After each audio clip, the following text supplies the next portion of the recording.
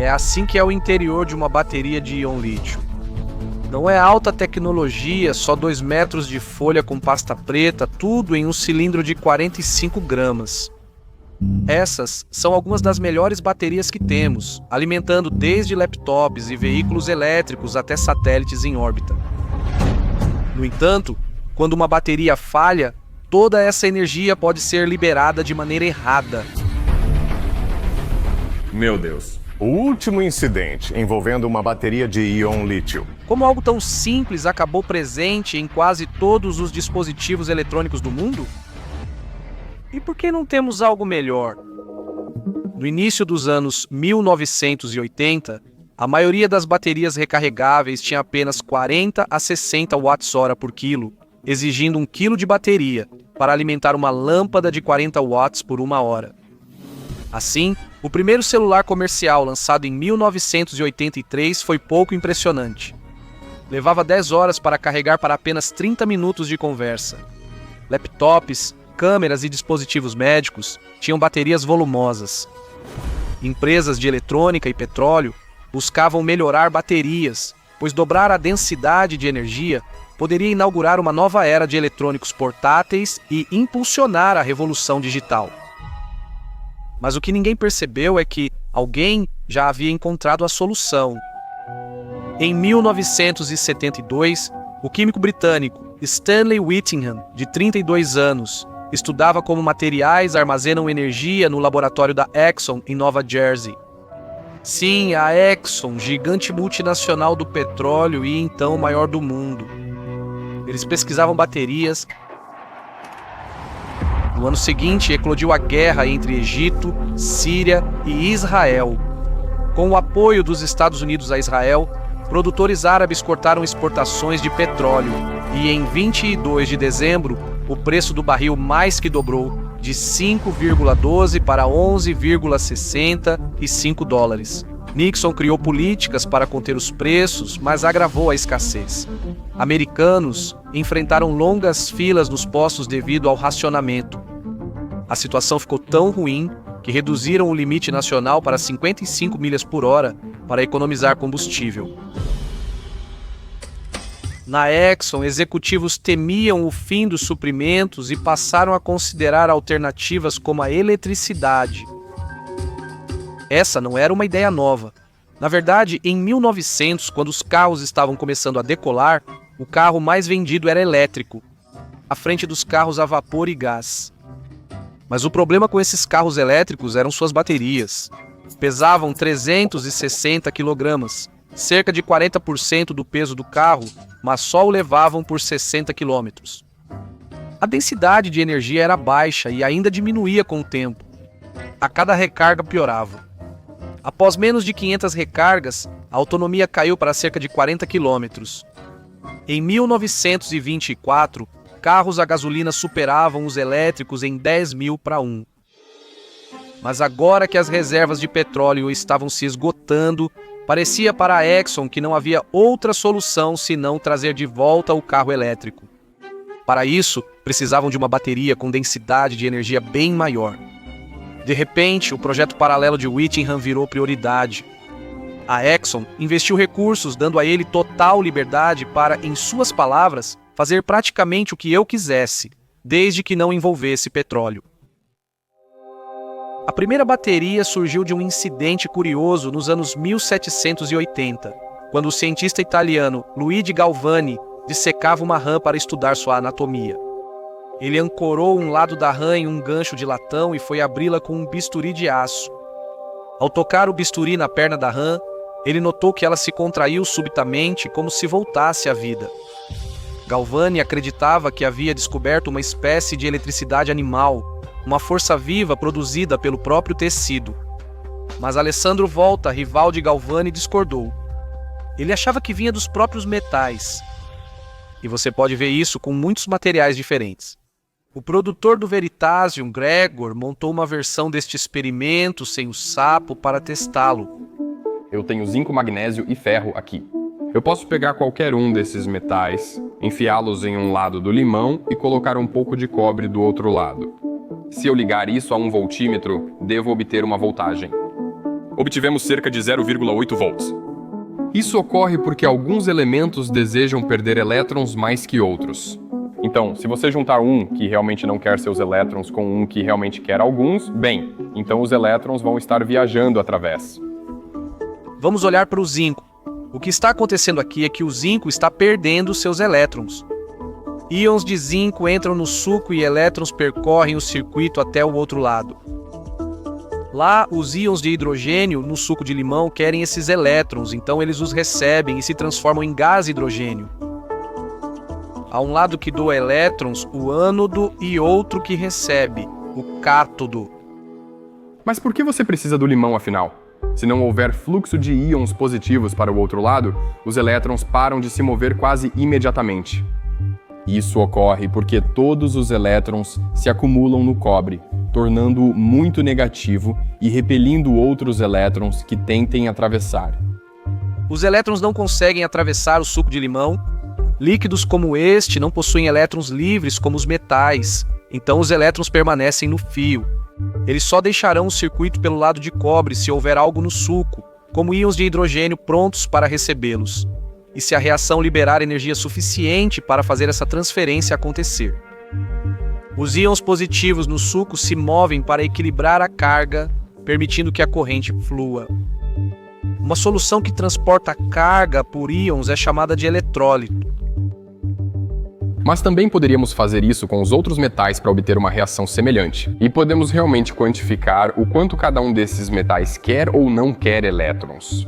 Com zinco conseguimos cerca de 0,9 volts. Mas se você tentar com ferro, por exemplo, você obtém algo menor, 0,5 ou 0,6 volts. O magnésio é mais complicado e teria uma voltagem um pouco maior, mas oxida tão rápido que, mesmo raspando o óxido, ainda obtenho só cerca de 0,7 volts. A ideia é que quanto maior a tensão no voltímetro, mais energia cada elétron possui ao passar pelo circuito. Há um limite para isso. Veja, este becker está cheio de suco de limão dos limões usados antes, conectados por colheres e fios a uma fonte de energia variável.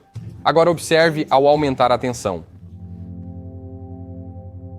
Você verá bolhas se formando nas duas colheres, pois a água do suco de limão está sendo decomposta em oxigênio e hidrogênio. Isso começa a ocorrer a 1,23 volts e define o limite de tensão que pode passar por este eletrólito. Até o início dos anos 70, quase todas as baterias comerciais usavam eletrólito à base de água e por isso não podiam ultrapassar muito o limite de 1,23 volts. A energia total que uma bateria armazena depende da energia por carga e da quantidade de carga que pode se mover. Ou seja, a tensão da bateria vezes a sua capacidade. Então, se você não pode aumentar a tensão, sua única opção é fazer mais bateria, mais células ou células maiores. Mas isso não vai aumentar a densidade de energia. Esse era exatamente o problema que Whittingham tentava resolver. Ele estava procurando materiais que pudessem armazenar grandes quantidades de energia em um espaço compacto e com pouco peso. Isso o levou a uma classe de compostos chamados dicalcogenetos de metais de transição. Ele focou especialmente no disulfeto de titânio. O titânio neste composto efetivamente perdeu 4 elétrons, 2 para cada átomo de enxofre, o que significa que ele está em um estado de oxidação de mais 4. Isso o torna muito ávido por elétrons, ideal para um cátodo de bateria. Mas o disulfeto de titânio tem uma segunda vantagem-chave. Esse material é feito de camadas empilhadas mantidas juntas por forças fracas de Van der Waals. Isso forma lacunas entre folhas de titânio e enxofre, largas o bastante para certos íons deslizarem entre as camadas, processo chamado intercalação. Além disso, a estrutura expande e contrai várias vezes sem se desintegrar. Agora, Whittingham só precisava escolher os íons a usar. Ele considerou o potássio, mas era reativo e perigoso demais para trabalhar. Assim, ele se voltou para isso, um metal macio e prateado chamado lítio. O que torna o lítio único não é o fato de ter um elétron em sua camada externa que quer se livrar. Não, isso ele compartilha com os outros elementos do seu grupo. O diferencial é quanta energia o lítio libera ao reagir em uma bateria. Quando perde o elétron externo, forma um íon positivo minúsculo e estável. E essa reação, emparelhada com o cátodo certo, libera mais energia por elétron do que qualquer outro metal. Por isso produz a maior voltagem entre os metais usados em baterias. E por ter só 3 prótons, o lítio é também o metal menos denso, com apenas 0,53 gramas por centímetro cúbico. A baixa densidade e a facilidade de ceder elétron tornaram o lítio ideal para a bateria de alta densidade energética vislumbrada por Whittingham. Mas apesar de o lítio ser mais fácil de manusear que o potássio, ainda assim não era simples. Quero dizer, eles só me deixam segurá-lo nesta caixa de luvas. E na verdade, aqui está o que acontece com o lítio se você colocá-lo em um copo de água.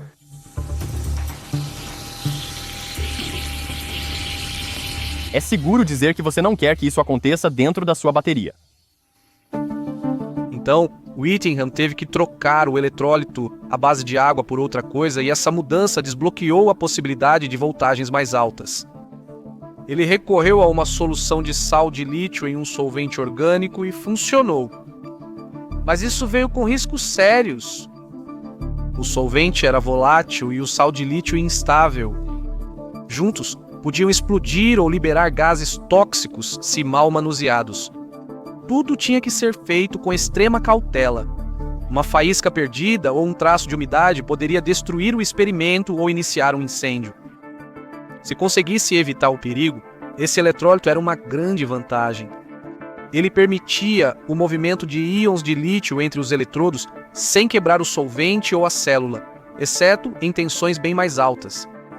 Whittingham desbloqueou o potencial do lítio e ultrapassou o limite de 1,23 volts. Sua nova química entregou quase o dobro, um enorme 2,4 volts por célula. Agora ele tinha um protótipo funcional, um ânodo de lítio metálico de um lado, um cátodo de disulfeto de titânio do outro, seu novo eletrólito líquido no meio. Um separador poroso, fino, mantinha os eletrodos separados, evitando que se tocassem e causassem curto-circuito. Aqui está como funciona. Ao fechar o circuito, os átomos de lítio no ânodo liberam elétrons. Esses elétrons viajam através do circuito externo em direção ao cátodo, gerando uma corrente que alimenta o que estiver conectado. Ao mesmo tempo, os íons de lítio são liberados no eletrólito, e então eles passam pelo separador poroso e migram em direção ao cátodo. Os elétrons do circuito são absorvidos pelos átomos de titânio no disulfeto de titânio. Íons de lítio deslizam entre as camadas para equilibrar a carga dos elétrons e ficam presos ali. E esse processo é reversível. Quando você aplica uma voltagem para recarregar, os elétrons extras são retirados do titânio e puxados de volta para o ânodo. Os íons de lítio deixam as camadas de disulfeto de titânio para o eletrólito e migram ao ânodo, onde o lítio metálico se reforma. Whittingham criou aqui uma bateria recarregável que funcionava de forma confiável, ciclo após ciclo, com incrível consistência. Não costumo ver baterias assim, mas o que elas realmente são pequenas reações químicas contidas. Em uma reação química, um rendimento de 60% já é considerado bom. Numa bateria, especialmente se quiser recarregá-la 1000 vezes, a reação precisa ser 99,9% eficiente. Porque se não for, a capacidade dessa bateria se deteriora rapidamente. Se você tiver, digamos, um rendimento de 95%, então você perderia uma fração significativa de íons de lítio a cada ciclo.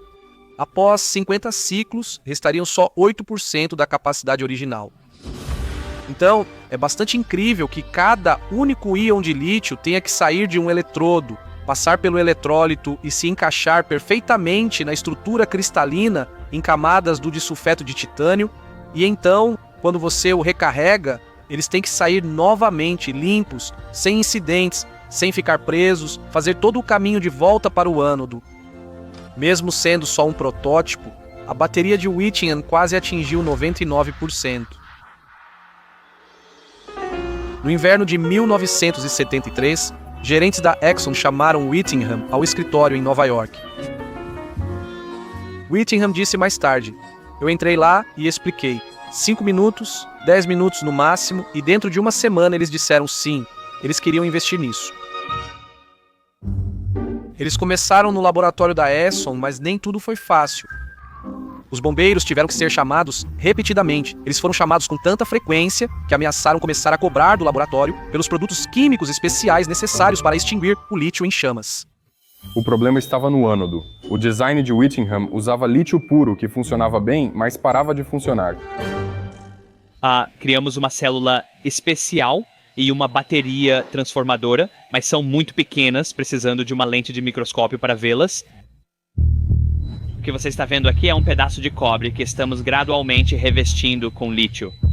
Então isso é análogo às primeiras baterias de metal de lítio da primeira geração, que usam metal de lítio como o ânodo. Temos um pedaço de lítio aqui deste lado. Ao carregar a bateria, vamos retirando o lítio do eletrodo e o revestindo. Atualmente, ocorre a reação ideal onde é muito lento. Estamos obtendo uma placa densa. O desafio, então, se torna se formos muito rápido. Isso é enorme. Tudo está bem até que de repente não está mais. Queremos que o lítio se espalhe uniformemente, mas ele acaba concentrado em um só lugar. E isso é o que é um dendrito de lítio. Esse dendrito de lítio pode crescer. A escala de tamanho disso é da ordem de milímetros. Isso poderia causar curto-circuito na bateria. Esse dendrito pode continuar crescendo e, eventualmente, perfurar o separador, alcançando o outro lado.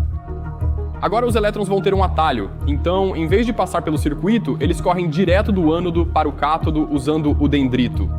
E essa súbita onda de elétrons causa um aquecimento intenso, e isso pode desencadear uma reação em cadeia dentro da bateria, levando a um incêndio ou até mesmo uma explosão. Apesar do potencial, a bateria de Whittingham era muito perigosa. E então a crise do petróleo acabou. Os preços caíram e a urgência da Exxon evaporou. A empresa encerrou seu programa de baterias de lítio. Whittingham publicou seu design em 1976 e a Exxon licenciou a patente para alguns fabricantes. Sem financiamento e impulso, a primeira revolução da bateria de lítio morreu antes de decolar. Felizmente, uma cópia do artigo de Whittingham chegou à Universidade de Oxford, na Inglaterra, onde chamou a atenção de John B. Goodenough, um físico americano que liderava um grupo de química de estado sólido. Ao ler o artigo, uma coisa se destacou. A tensão da célula estava sendo retida. O disulfeto de titânio escolhido por Whittingham para o cátodo limitou a célula a 2,4 volts. Goodenough achava que um cátodo melhor traria melhores resultados. Ele já havia trabalhado com óxidos de metais de transição. Eles eram mais estáveis que sulfetos, e alguns, ele sabia, eram muito ávidos por elétrons, ideais para um cátodo. Ele testou um desses compostos na bateria e a voltagem subiu de 2,4 para 4 volts. Esse salto foi incrível. Mas o que foi ainda mais surpreendente foi o fato de que esse composto já tinha lítio nele. O material era óxido de lítio-cobalto. O óxido de lítio-cobalto é organizado de forma que os átomos de cobalto e oxigênio formam camadas fortemente ligadas, com íons de lítio aconchegados entre eles. Isso significa que seu suprimento de íons de lítio não precisa vir apenas do perigoso metal de lítio no lado do ânodo. Ele já está lá, pré-incorporado no cátodo. Teoricamente, você nem precisa de metal de lítio. É possível montar a célula descarregada com todos os íons de lítio no cátodo. Então, quando você o conecta a um carregador, esses íons são expulsos da rede cristalina do cátodo e vão para o eletrólito. Átomos de cobalto próximos cedem um elétron para equilibrar a carga, e esses elétrons seguem pelo fio até o ânodo para encontrar os íons. Se Goodenough achasse um ânodo para substituir o lítio metálico, a bateria ficaria segura para uso fora do laboratório e alimentar dispositivos reais. Goodenough ficou tão animado com seu projeto que procurou empresas de baterias nos Estados Unidos, no Reino Unido e na Europa. Mas, incrivelmente, ninguém se interessou. Ele solicitou a Oxford o registro de patente, mas foi recusado. Ele levou ao laboratório governamental perto de Oxford, o estabelecimento de pesquisa de energia atômica. Eles aceitaram financiar a patente, desde que Goodenough abrisse mão dos direitos financeiros. Sem ver outra opção, ele concordou, e o laboratório patenteou a invenção em 1981. Isso deveria ter sido uma mina de ouro, mas o laboratório não percebeu o que tinha. Mais uma vez, a revolução da bateria de lítio foi arquivada. Isso deveria ter sido um ponto de virada para a ciência das baterias, mas a burocracia e a inércia atrasaram o progresso. Enquanto o design de bateria de Goodenough era deixado de lado, no Japão, a 10 mil quilômetros, o químico Akira Yoshino, de 34 anos, buscava um ânodo mais seguro que não usasse metal de lítio. Yoshino, na verdade, olhava para o plástico. Normalmente ele é isolante, mas o tipo que ele via era diferente.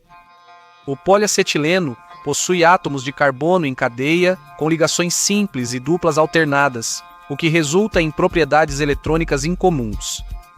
Se você ajustar o poliacetileno, adicionando ou removendo elétrons, os elétrons podem realmente se mover ao longo desta cadeia de carbono.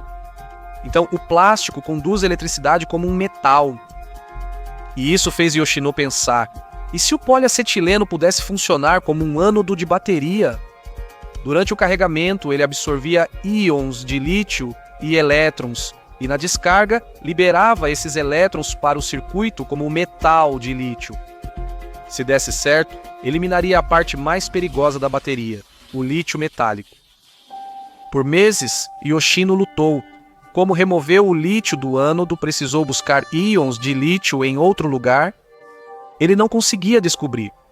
Quando já perdia a esperança no último dia útil de 1982, ao limpar o escritório, encontrou um artigo de 1980 de John B. Goodenough. Descrevia um cátodo de óxido de lítio-cobalto que já continha lítio. Essa era a peça que faltava. Ele descreveu a reação entre o óxido de lítio-cobalto e o ânodo sem lítio. Depois montou uma célula de teste com esses materiais. Funcionou de maneira segura e confiável. Mas Yoshino seguia insatisfeito. O poliacetileno usado por ele no ânodo tinha densidade muito baixa e não armazenava lítio suficiente. A densidade de energia da bateria era muito ruim. Yoshino precisava de um material mais leve, compacto, condutivo e que aceitasse e liberasse íons de lítio reversivelmente sem se decompor. Ele testou vários materiais, todos falharam, até que um avanço surgiu em sua própria empresa. Outra equipe havia desenvolvido uma nova forma de carbono com uma estrutura cristalina única. Chamaram de fibra de carbono cultivada a vapor. Ele conseguiu uma amostra, testou no laboratório e funcionou. Para demonstrar, ele colocou uma célula de teste com lítio metálico em um equipamento de segurança usado para testar explosivos. Então ele derrubou uma barra de ferro pesada sobre ela. Explodiu violentamente. Desta vez, ele repetiu o teste com seu novo design usando carbono como ânodo. Ele carregou a célula, colocou-a no equipamento e soltou a haste. Mas nada aconteceu. O contraste era inegável. Mais tarde, Yoshino diria que ali nasceu a bateria de íon lítio. Mas sua empregadora, Asahi Chemical, não era uma empresa de baterias e não sabia como produzi-las. Então, em 1986, o executivo da Asahi, Isao Kuribayashi, voou para Boston em uma missão ultra secreta, carregando 3 potes contendo materiais de cátodo, ânodo e eletrólito. Ele entregou-os a Battery Engineering, que operava em uma garagem convertida, e pediu que transformassem os materiais em células cilíndricas, semelhantes às de lanternas. A equipe fez exatamente isso, completamente inconsciente do que estavam manuseando. Só em 2020, os funcionários descobriram que haviam ajudado a montar a primeira pré-produção de baterias de íon lítio do mundo. 2 semanas depois, Kuribayashi voltou ao Japão com 200 células prontas e funcionando. Mesmo assim, a liderança da Asahi hesitou. Kuribayashi não desistiu. Em 21 de janeiro de 1987, visitou a Sony, levando um protótipo e rolando-o na mesa de conferência para os executivos. e, por fim, perceberam seu potencial. Eles redesenharam, trocando o carbono de Yoshino por grafite, que intercala melhor íons de lítio em suas camadas. E em 1991, a Sony lançou a primeira bateria de íon de lítio comercial dentro disso, a Sony Handycam. A bateria deles era compacta, recarregável, potente e, crucialmente, livre de metal de lítio instável. Foi a Sony que primeiro cunhou o nome íon de lítio. E pegou. Mas não se tratava só de uma câmera de vídeo. Concorrentes como Panasonic e Sanyo correram para alcançar. As baterias de íon de lítio começaram a aparecer em telefones, tocadores de CD, laptops. Fabricantes passaram a destacar baterias de íon de lítio como principal argumento de venda. Estou mostrando minha idade aqui. Eu entrei na indústria quando as células de íon de lítio foram introduzidas pela primeira vez e havia uma filmadora Sony que foi introduzida e então havia um computador Dell e eu ainda me lembro dos anúncios. Então a Dell introduziu sua bateria de íon de lítio. Elas tinham 8 horas de autonomia e anunciaram em uma revista com 8 páginas, cada uma representando 1 hora. Foi um grande negócio. O mais estranho é que, mesmo assim, essas baterias nunca deveriam ter funcionado. Ao carregar a bateria pela primeira vez, íons de lítio vão do cátodo ao ânodo de grafite.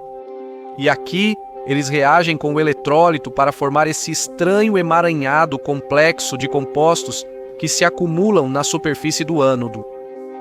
Essas reações paralelas parasitas deveriam consumir todo o lítio e destruir a célula, mas não fazem isso. Eles formam uma fina camada protetora chamada interface de eletrólito sólido, ou SEI. É uma espécie de escudo químico que protege tanto o ânodo de grafite quanto o eletrólito de mais reações. Mas o lítio ainda pode passar por ele. Quando o SEI se forma no primeiro ciclo de carga, cerca de 5% do lítio da célula fica preso nessa camada, reduzindo a capacidade da bateria. Essa pequena troca garante estabilidade à bateria, permitindo seu uso por anos ou décadas. Por isso, as baterias de íon de lítio estão em quase todos os lugares. De 1991 a 2023, o preço por quilowatt-hora caiu 99%. De quase $9.000 para apenas $100. Ao mesmo tempo, a densidade de energia e a vida útil do ciclo, quantas vezes uma bateria pode ser carregada e descarregada antes de se desgastar, melhoraram dramaticamente, ultrapassando um limiar crítico. As baterias de íon lítio se tornaram poderosas o suficiente e finalmente baratas o suficiente para algo maior, o retorno do carro elétrico. Hoje, o íon lítio move uma indústria de $100 bilhões. Em 2019, Whittingham Goodenough e Yoshino receberam o Nobel de Química por uma invenção que, segundo o comitê, revolucionou nosso modo de vida. Goodenough tornou-se o laureado mais velho do Nobel ao receber o prêmio aos 97 anos. Mas o íon de lítio não é perfeito. Momentos de terror em um voo da JetBlue, quando a mochila de um passageiro explodiu e causou um incêndio. Semanalmente, ocorre pelo menos um incêndio causado por bateria de telefone, iPad ou brinquedo dentro de um avião. O quê? Toda semana? Toda semana. É o mais recente incidente em avião envolvendo bateria de íon de lítio. Até outubro deste ano, 60 incidentes a bordo com baterias. Todo voo nos Estados Unidos tem uma bolsa especializada, que é muito grossa, feita de materiais não inflamáveis, onde você coloca o telefone dentro e fecha. Você ainda enfrenta perigo e precisa lidar com os gases. Mas agora você afastou a ignição do fogo de qualquer outra coisa. E se ele explodir em fogos de artifício, pelo menos está contido. Você diz ao capitão que é preciso pousar imediatamente. O que ocorre quando uma bateria falha desse jeito? Esta é uma bateria clássica de íon lítio e hoje vamos desmontá-la, algo que sempre quis fazer. É seguro dizer para não fazer em casa, mas o que aconteceria fora da caixa de luvas? Se você carregasse a célula e depois tentasse desmontá-la, poderia causar um curto-circuito, queimar, explodir ou pegar fogo. Se você descarregasse e a abrisse, liberaria todos os diferentes gases e produtos químicos realmente tóxicos. E se você inalasse esses, provavelmente acabaria no hospital. Então, neste ponto, temos o que chamamos de rolo de geleia.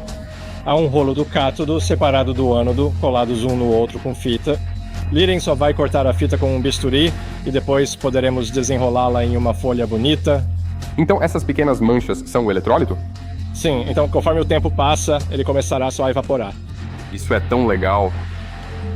É óbvio quando você vê, mas ninguém pensa que é uma folha enrolada de ânodo e cátodo por dentro. Mas essas camadas dentro da bateria, elas não vão permanecer perfeitas para sempre.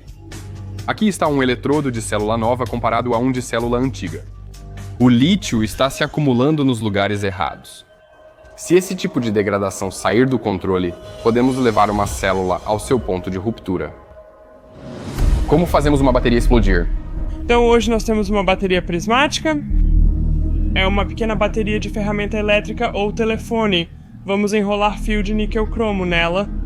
Então passamos corrente por este fio, algo como 200 watts passamos por este fio. Sim, é uma bateria importante, queremos que funcione de forma espetacular.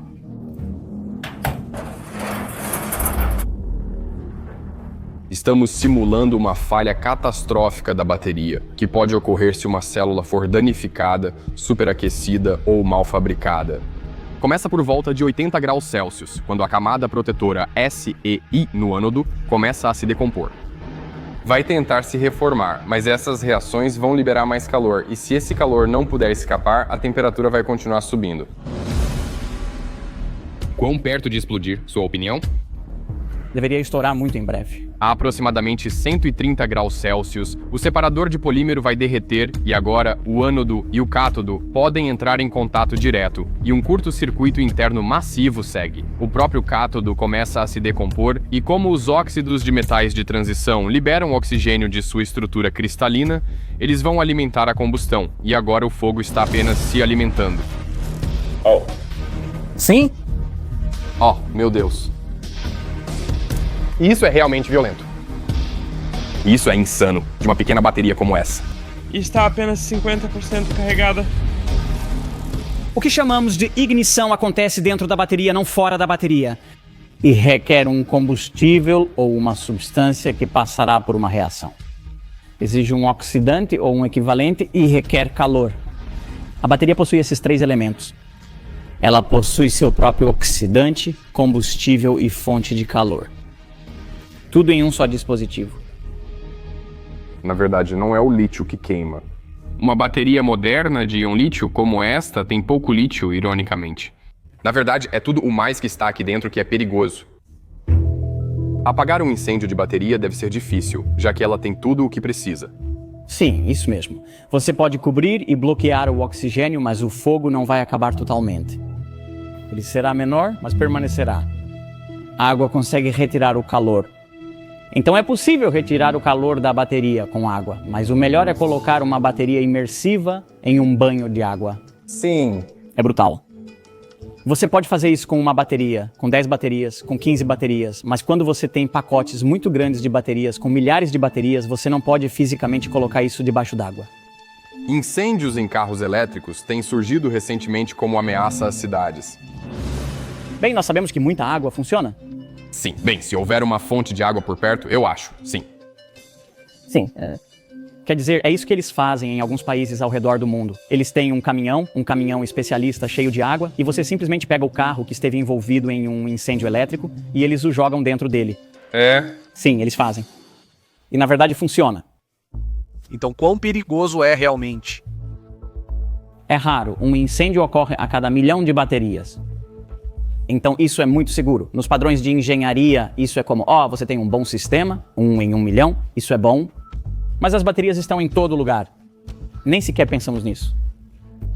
Então, durante nossas vidas, vamos chegar a um ponto em que teremos sido expostos a mais de 1 milhão de baterias. Então todos nós estaríamos experimentando um incêndio de uma bateria. Com bilhões de baterias em uso, até falhas raras tornam-se inevitáveis. Enquanto isso, a demanda está disparando. Até 2030, estima-se que precisaremos de mais de 17 milhões de toneladas de materiais para baterias. A produção de baterias de íon lítio tem custo. O lítio representa cerca de 20 partes por milhão da crosta terrestre.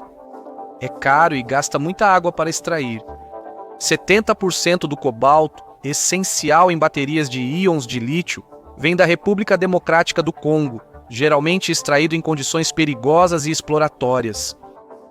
Precisamos de mais baterias e precisamos delas rápido. Não podemos apenas confiar somente no lítio. Então, não é como se o lítio fosse o melhor que poderíamos conseguir. Então, vamos ter baterias muito melhores no futuro. Se nossas prioridades são sobre salvar o planeta das mudanças climáticas descontroladas, precisamos ter um sistema de armazenamento de energia em grande escala e eletrificar quase tudo o mais que fazemos. Segue a busca por baterias mais seguras, baratas, duráveis, rápidas de carregar e com maior capacidade de energia. A bateria de íon lítio revolucionou o mundo, mas o futuro do armazenamento de energia não dependerá só de um elemento, e sim de muitos.